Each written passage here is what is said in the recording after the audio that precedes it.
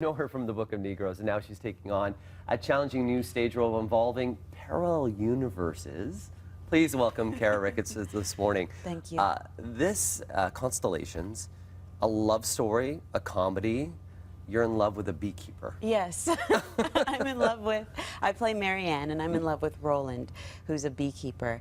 And Marianne is a quantum physicist who is obsessed with this idea of multiverse, of parallel universes, and so the play kind of takes place with that idea in mind through each juncture of their relationship, from meeting to breaking up to getting back together again.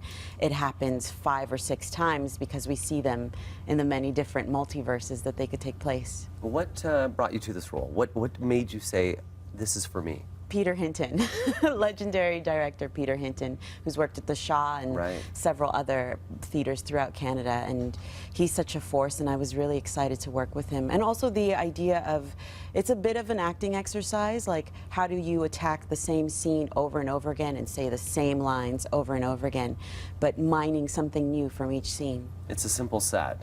Yes. So it's really focused on you on stage. Opened in Montreal. Yes. Did very well.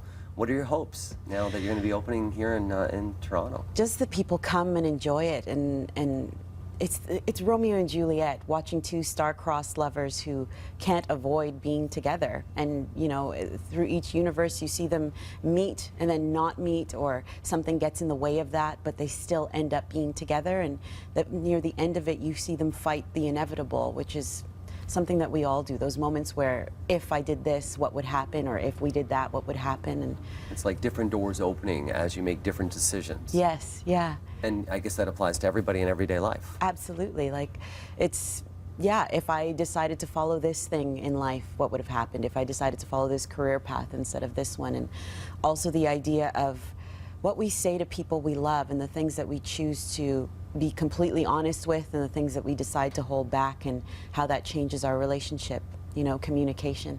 As an actress, is this one of your most challenging roles? Easily. Easily. Because I find with other plays, there are other things that I can ground myself into, whether it be props or the way a certain line is said, or costume.